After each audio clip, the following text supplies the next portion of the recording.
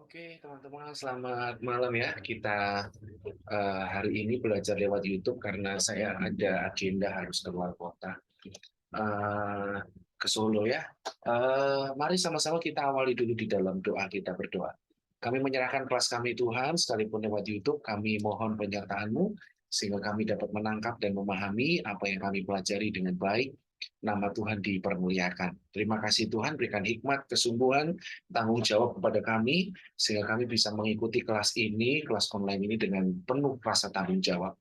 Di dalam nama Yesus kami berdoa dan bersyukur. Amin.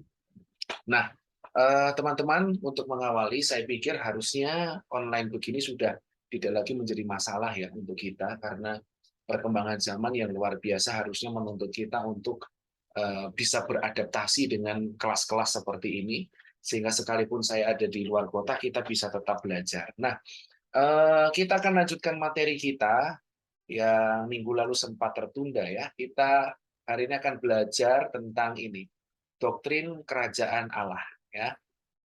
Nanti di tengah-tengah saya akan beri tugas, jadi teman-teman tidak akan tahu kapan saya ngomong tugasnya. Ini memastikan bahwa kalian mendengarkan dengan baik penjelasan hari ini. Oke? Nah, kita akan belajar tentang doktrin kerajaan Allah.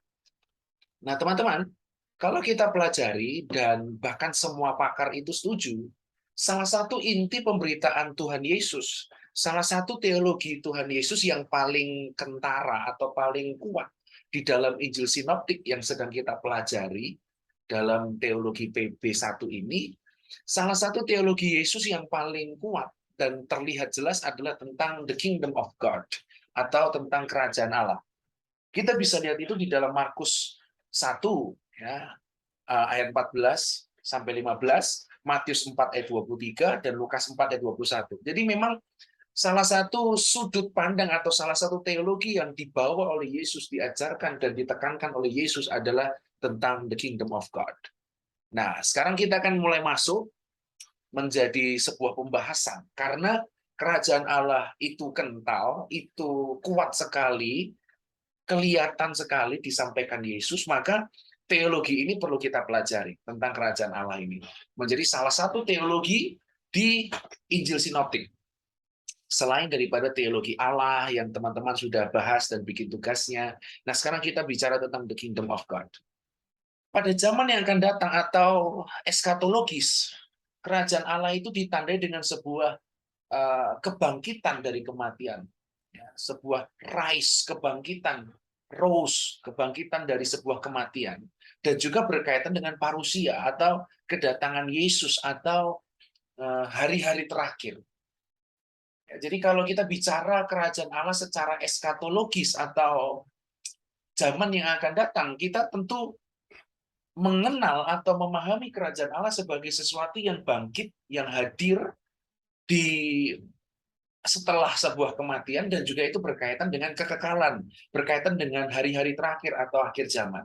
Tetapi kalau dalam perjanjian lama, teman-teman, kerajaan itu selalu mencangkup sebuah bencana oleh campur tangan Allah dan selalu meliputi kesinambungan dan ketidaksinambungan.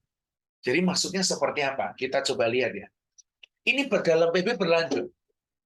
Jadi maksudnya konsep kerajaan dalam perjanjian lama yang juga dipegang atau dipahami dalam perjanjian baru adalah suatu zaman atau suatu keadaan yang ditandai dengan sebuah kejahatan atau bencana, sebuah kelemahan atau sebuah bencana, persoalan, sebuah maut, iblis, penyakit, ada hal-hal yang dalam tanda kutip bencana. Tetapi itu ada dalam campur tangan Allah, ada dalam kendali Allah, ada dalam uh, sebuah predestinasi atau kita kenal sebagai sebuah campur tangan Allah dalam segala itu, semuanya itu. Nah, ini menjadi penting untuk kita mengerti. Sekali lagi ya, kalau kita bicara secara eskatologis, itu kerajaan Allah merupakan kebangkitan dari kematian, berkaitan dengan kekekalan. Tapi kalau kita bicara dalam konsep PL dan juga dipegang oleh Yudaisme, orang-orang Yahudi di masa perjanjian baru atau di masa Yesus hidup, kerajaan Allah itu kesinambungan atau berkaitan dengan kondisi bencana, masalah, persoalan, kelemahan, maut, iblis, dan sebagainya, tetapi ada dalam campur tangan Allah. Nah, oleh sebab itu, pemberitaan Yesus tentang kerajaan Allah harus dilihat dalam konteks itu. Konteksnya orang-orang Yahudi. Karena konteks atau pembelajaran, atau sorry gini, karena pemikiran seperti itu, konsepsi seperti itulah yang sedang diubah oleh Yesus, sedang dirombak oleh Yesus, sedang dibangun kembali oleh pengajaran Yesus. Ya, nah apa pemberitaan Yesus tentang kerajaan Allah? Coba perhatikan ya, bahwa manusia sedang hidup di dalam dosa, kejahatan, maut, berkaitan dengan bencana itu tadi. Kalau dalam konteks PL, manusia sedang ada dalam sebuah bencana. Manusia harus dilepaskan dengan cara memasuki zaman atau era yang baru melalui tindakan Allah dalam sejarah, yaitu apa? Salvation atau penebusan. Nah, jadi teman-teman, konsep inilah yang perlu kita pahami, bahwa Yesus menggunakan pola pikir orang-orang Yudaisme, pola pikir Yudaisme yang selalu mengkaitkan datangnya mesianik, Mesias, dengan keadaan yang penuh bencana, keadaan yang terjajah, keadaan yang ada dalam sebuah kelemahan. Itulah sebabnya mereka punya konsep mesianik itu, mesianis politik. Yesus itu kalau memang dia Mesias, dia akan membebaskan bangsa Yahudi dari penjajahan Romawi. Karena memang konsep mereka tentang the kingdom of God itu bicara tentang sebuah keadaan yang bencana, kelemahan. Nah, pemikiran Yudaisme ini yang dipakai oleh Yesus untuk menghadirkan dan menjelaskan konsep kerajaan Allah versi Yesus. Yaitu apa? You harus sadar, orang Yahudi, manusia harus sadar, kita ini ada dalam dosa, ada dalam kejahatan, ada dalam maut. Dan perlu tindakan Allah untuk membebaskan. Nah, dalam konteks mesianik atau konteks Yesus, apa tindakan Allah untuk membebaskan manusia dari dosa dan kejahatan atau maut? Tentu dengan penebusan. Nah, ini konsep kerajaan Allah. Sekarang kita masuk lebih dalam bahwa begini, teman-teman. Kerajaan Allah ini atau konsep dari kerajaan Allah ini itu berkaitan dengan 3 aspek yang sedang Yesus ajarkan ya, yaitu begini, dunia roh, dunia, dan juga manusia. Kita lihat masing-masing ya. Apa kaitan kerajaan Allah dengan dunia roh atau iblis? Iblis itu adalah penghulu setan, pemimpinnya, ya. Dia adalah penghulunya, dia adalah leadernya dari kuasa jahat. Dialah yang mencoba Yesus. Tujuan utamanya apa? Tujuan utama dari roh jahat ini atau iblis ini adalah menggagalkan tujuan penebusan Allah.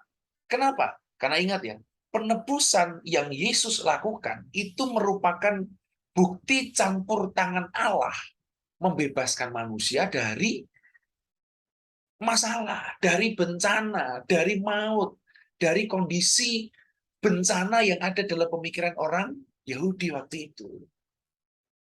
Nah, sehingga sebenarnya konsep kerajaan Allah ini mau tidak mau pasti berkaitan dengan 3 hal ini. Yang pertama dengan dunia roh. Kenapa? Karena memang tujuan utama dari si jahat atau iblis memang menggagalkan karya penebusan Allah. Sehingga apa? Kerajaan Allah tidak akan pernah hadir untuk manusia. Tidak ada pembebasan untuk manusia. Paulus menyebutnya sebagai ilah zaman ini. Iblis mencoba Yesus, memakai Petrus untuk menghalangi Yesus, memakai Yudas, ya. Akhirnya Yudas pun jatuh dan menjual Yesus. Ya. Kegiatan iblis yang utama bersifat etis. Merampas firman agar manusia bertindak jahat. Dalam IIS itu maksudnya dalam inti Injil. Ya. Ini kepencet S-nya. Ya, maklum ya saudara ya, salah tulis itu merupakan bukti bahwa teks ini ditulis sendiri. Dalam inti Injil, kegiatan iblis itu bersifat etis, yaitu apa? Merampas firman, supaya manusia bersifat jahat atau bertindak jahat. Jadi di balik segala kejahatan manusia, oknum yang selalu iri dan menyetir agar manusia percaya kepada iblis, yaitu iblis sendiri.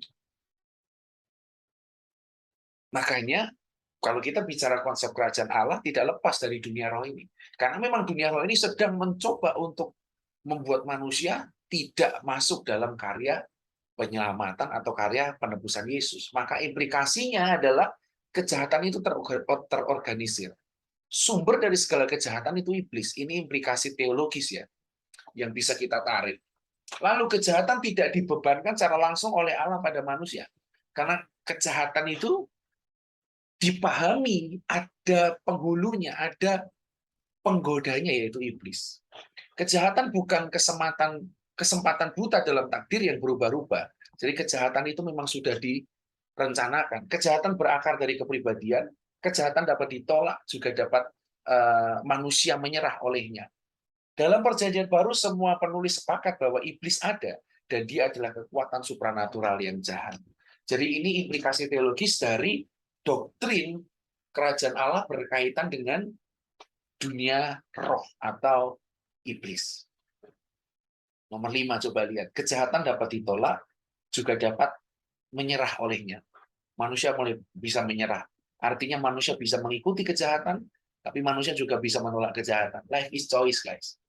Hidup itu pilihan, dan pilihannya ada di tangan saudara. Ya, kita mau ikut kata Tuhan atau ikut kata iblis. Nah, sekarang setan-setan itu, dunia roh, kalau tadi iblis penghulunya, sekarang setan-setan. Ini kita bisa pahami sebagai ya yang suka-suka merasuk pusat kepribadian manusia. Setan mengenal Yesus sebagai pribadi yang berkuasa, menghancurkannya kapan saja. Ya, kerasukan setan bisa dalam berbagai bentuk penderitaan fisik. Bisu, buta, lalu ada penyakit-penyakit lainnya. Hanya ada satu tempat di Markus 5:15 ditandai dengan penyakit jiwa. Jadi setan bisa bikin orang mengalami sakit jiwa. Gilanya disebabkan karena pusat kepribadiannya jatuh di bawah pengaruh kuasa-kuasa setan. Yang kita kenal dengan legion gitu ya, iblis-iblis yang diusir Yesus dari orang-orang sakit. Tapi penghulunya itu si iblis. Kalau tadi penghulunya atau si iblis itu punya tujuan menggagalkan karya penyelamatan Allah, ini setan-setan ini tentunya menghancurkan manusia yang merupakan objek kasih dari Allah itu. Kerasukan setan dibedakan dengan penyakit lainnya. Makanya exorcism atau pengusiran setan itu salah satu perbuatan kuasa yang khas yang dilakukan Yesus. Pengusiran setan. Ini khas sekali. Karena pengusiran setan menandai kalahnya kuasa kegelapan yang membelenggu manusia.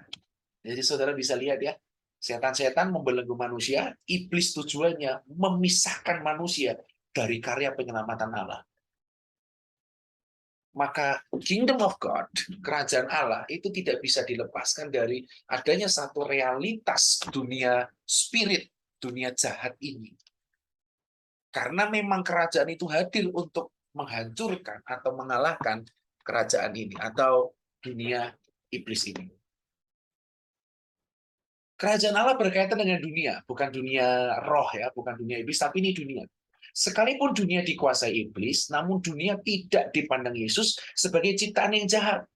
Sebagaimana pandangan Yunani. Yunani itu orang Yunani, filsuf-filsuf Yunani itu kalau memandang dunia itu sebagai sesuatu yang bobrok saja, yang hancur, yang sia-sia saja. Yesus tidak. Pandangan Yesus tentang dunia sama dengan pandangan Ibrani, yaitu apa? Dunia dan alam semesta itu the creation of God, ciptaan Allah. Sekarang pertanyaannya, apa hubungannya kerajaan Allah dengan dunia? Saudara, karena di pemandangan Yesus, dunia itu ciptaan Allah. Di pemandangan Allah, ya, dunia adalah masterpiece-nya. Maka karya keselamatan, maka kerajaan Allah itu datang untuk dunia. Saya bisa pahami ya? Apa hubungan antara kerajaan Allah dengan dunia roh? Ingat, dunia roh mencoba mengcounternya. Setan-setan mencoba menguasai manusia, sehingga kerajaan Allah itu tidak dirasakan oleh manusia. Tetapi apa hubungannya kerajaan Allah dengan dunia ini? Ingat, kerajaan Allah datang kepada dunia. Kenapa? Dunia berharga bagi Allah. Ya, itu intinya. Nah, kita bisa masuk ke yang ketiga. Apa hubungannya antara kerajaan Allah dengan manusia? Bagi Yesus, manusia lebih berharga daripada ciptaan lainnya. Sebagai ciptaan yang berharga, manusia wajib melayani Allah dan bergantung sepenuhnya kepada Allah. Yesus memandang semua manusia berdosa, maka semuanya harus bertobat, termasuk umat Israel. Manusia menemukan nilai tertingginya dalam hubungannya dengan Allah. Perumpamaan tentang orang kaya dan bodoh menyiratkan bahwa begini, tidak ada yang dapat memuaskan manusia, sekalipun bergudang-gudang gandum dan hartanya yang luar biasa. Manusia memang diciptakan untuk bersekutu dengan Allah. Ada sukacita di surga jika ada manusia yang bertobat. Nah, kita bisa lihat hubungannya kalau gitu. Apa hubungannya kerajaan Allah dengan dunia iblis? Iblis mencoba menggagalkan kehadiran kerajaan Allah itu. Tetapi apa hubungannya kerajaan Allah dengan dunia? Dunia ciptaan Tuhan, maka kerajaan Allah hadir. Sekarang, apa hubungannya kerajaan Allah dengan manusia? Kalau dengan dunia yang merupakan ciptaan umum saja, Tuhan mengasihinya. Apalagi dengan manusia yang merupakan ciptaan khusus, yang dikasihi, yang memang di-create untuk have a relationship with God. Punya hubungan dengan Allah. Maka manusialah objek dari kasih atau kerajaan Allah itu. Nah, ini merupakan sebuah penghiburan bagi kita, teman-teman, ya, bahwa kerajaan Allah itu hadir demi dan untuk kita, dan kita merasakannya. Nah, ini merupakan sesuatu yang sangat baik sekali.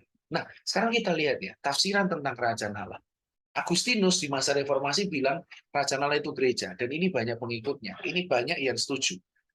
Harnack, dia berkata kerajaan Allah itu adalah pemerintahan Allah dalam diri seseorang. Ini pun banyak pengikutnya. Weiss, kerajaan Allah adalah apokaliptik, yaitu eskatologis. Jadi kerajaan Allah belum ada sekarang. Kerajaan Allah bukan gereja, bukan juga dalam diri manusia, tapi kerajaan Allah itu nanti. Itu kata Weiss. Switzer berkata, kerajaan Allah itu adalah eskatologi. Berarti sama dengan Weiss, kerajaan Allah bersifat masa yang akan datang. Bultmann mengatakan kerajaan Allah adalah kedekatan dan tuntutan Allah. Jadi bicara tentang relationship. Sedangkan Dodd, dia berkata bahwa kerajaan Allah adalah realized age, yaitu menerobos dalam sejarah. Sudah ada sejak dulu itu kerajaan Allah. Kummel berkata kerajaan Allah adalah eskaton, sama dengan Weiss juga. Yeremias berkata kerajaan Allah adalah eskatologis dalam proses realisasi. Dispensasionalisme, orang-orang yang dispensasionalisme itu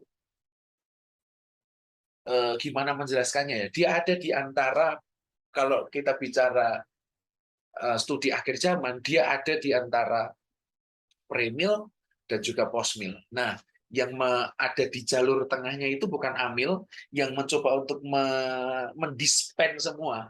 Namanya dispensasionalisme ya, merangkum semua itu. Mereka berkata kerajaan Allah dan kerajaan surga itu beda. Kerajaan Allah itu sekarang, kerajaan surga itu yang eskatologis. Maka namanya dispensasionalisme ini mencoba untuk mendispen, mencoba untuk menerima semua pandangan. Nah, mereka membedakan antara kerajaan Allah yang dulu, yang sekarang, dengan yang akan datang. Nah, maka tugas dari teman-teman coba ya, bikinlah menurut saudara kerajaan Allah itu seperti apa? Dalam pandangan saudara, ini kan pandangan para ahli. Dalam pandangan saudara, kerajaan Allah itu seperti apa? Tulislah dalam sebuah tugas, tentunya disertai dengan ayat-ayat pendukungnya. Udah itu aja. Jadi buatlah analisa, atau bukan teologi ya, karena kalau teologi nanti harus mendalam. Buatlah sebuah pandangan, dan jelaskan pandangan Anda, jelaskan pandangan teman-teman tentang what is kingdom of God, apa itu kerajaan Allah. Oke, silakan ditulis satu lembar aja cukup. Jadi apa pandangan saudara, lalu ayat-ayat yang mendukungnya. Nah, persoalan yang berkaitan dengan kerajaan Allah itu selalu pada ini, teman-teman. Jadi the main problem atau masalah utama yang berkaitan dengan kerajaan Allah pasti adalah ini. Kapan sebenarnya kerajaan Allah itu? Sekarang atau akan datang? Selalu seperti itu. Atau sebenarnya dispensasional, masa kini dan juga masa datang.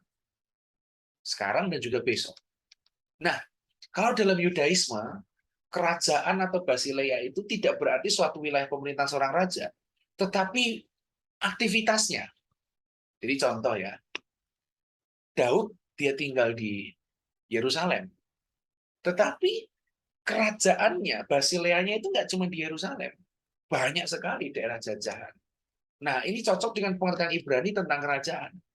Jadi idiom tentang Basilea atau kerajaan ini tidak ditemukan dalam perjanjian lama, namun ada gagasannya di dalam perjanjian lama.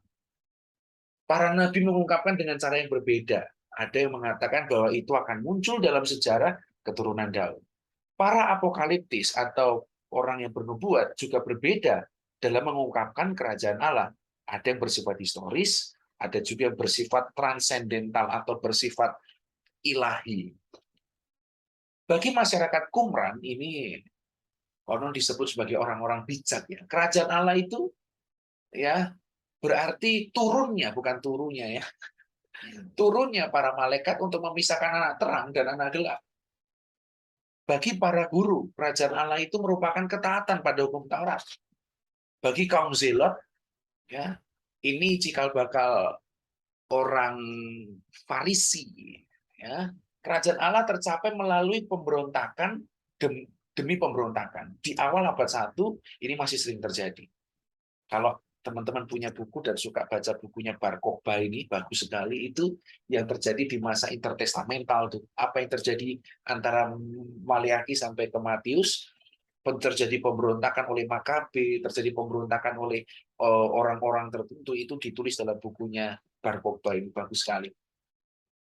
Prinsipnya dalam Yudaisme, kedatangan kerajaan Allah diharapkan merupakan tindakan Allah untuk menghancurkan musuh-musuh Israel. Tidak heran bahwa konsep mesianik, saya ulang lagi, konsep mesianik orang Yahudi memang berkaitan dengan politik. Itu memang sudah mengakar dalam budaya Yahudi. Nah, sekarang kalau kita lihat ya, Basilea Tutiu, artinya itu, ini sebenarnya bersifat eskatologi, atau bersifat masa yang akan datang. Tapi kata ini punya persoalan. Bagaimana memahami kerajaan Allah yang sekarang, jika ia hanya berarti merupakan kerajaan yang akan datang. Padahal banyak teks mengatakan kerajaan Allah sudah datang. Masalahnya begini, memang Basilea Tutiu ini itu punya arti yang bersifat eskaton atau masa yang akan datang ya, akhir zaman. Tapi banyak ayat yang mengatakan kerajaan Allah itu sudah datang. Nah, kalau Basilea Tutiu ini hanya bersifat eskatologis, bagaimana dengan ayat-ayat itu? Gitu. Dalam bahasa Ibrani, Malkut atau kerajaan itu artinya memerintah atau berdaulat. Dalam Yudaisme, akhir kerajaan Allah berarti pemerintahan Allah atau kedaulatan Allah. Maka kita bisa artikan atau kita bisa jelaskan ini dalam penjelasan ini. Kerajaan Allah itu merupakan sebuah dualisme. Oh, ini menarik sekali. Sifatnya eskatologis. Ada dua masa tentang kerajaan Allah ini. Yang pertama eskatologis. Kerajaan Allah mengakhiri zaman ini dan mengawali zaman yang akan datang. Basilea dapat menunjukkan manifestasi atau kedatangan pemerintah Allah ya dalam alam eskatologis di mana pemerintahan Allah bisa dinikmati besok itu ketika langit baru bumi baru. Beberapa idiom yang sama dengan kerajaan Allah itu misalkan hidup kekal atau masa yang akan datang gitu-gitu. Itu istilah yang sama. Tetapi selain bersifat eskatologis, kerajaan Allah itu juga bersifat kekinian. Kerajaan Allah bersifat masa kini. Yesus memandang kedatangannya sebagai penggenapan janji kedatangan kerajaan Allah ya di perjanjian lama. Jadi Yesus selalu menyatakan bahwa kedatangannya itu menghadirkan kerajaan Allah. Berarti memang kerajaan Allah atau Basilea itu bersifat kekinian juga. Pengusiran setan perkataan Yesus dalam Matius 12, 28, 29 merupakan bukti bahwa kerajaan Allah sudah datang. Pengusiran setan itu menunjukkan kerajaan Allah sudah tiba. Setan diusir. Setan yang menguasai dunia diusir. Dia lari terbirit-birit. Dari dua ayat ini terletak inti teologi bahwa begini. Kerajaan Allah dalam ajaran sinoptik atau Yesus punya manifestasi ganda. Yaitu pada zaman akhir ketika membinasakan iblis dan dalam kekinian atau misi Yesus ketika mengikat iblis. Ya, Kuhlman mengatakan, iblis itu diikat tapi dengan tali panjang. Ia bukannya tidak berkuasa, tapi kuasanya telah dipatahkan. Setiap kali Yesus mengusir setan adalah tanda bahwa iblis dirampas kuasanya secara nyata. Jadi, saya mau jelaskan kepada saudara, kerajaan Allah itu bersifat dualisme, bahwa sekarang kerajaan Allah sudah ada. Buktinya apa? Kuasa iblis terus dilucuti oleh Tuhan lewat hamba-hambanya. Dan kerajaan ini itu akan bersifat kekal sampai masa yang akan datang, yaitu turunnya kerajaan Allah secara total yang kita kenal dengan langit baru, bumi baru. Wah, itu dia. Ini membedakan Injil Kristen dengan Yudaisme. Yudaisme zaman ini dikuasai oleh kejahatan. Dan Allah itu mundur dari sejarah. Tetapi Yesus mengatakan bahwa kedatangannya itu menyelamatkan manusia dan menyelamatkan sejarah kehidupan manusia.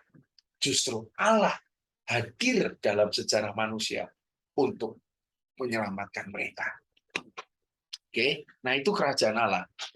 Minggu depan kita akan masih bahas tentang kerajaan Allah, tetapi kita balik sekarang.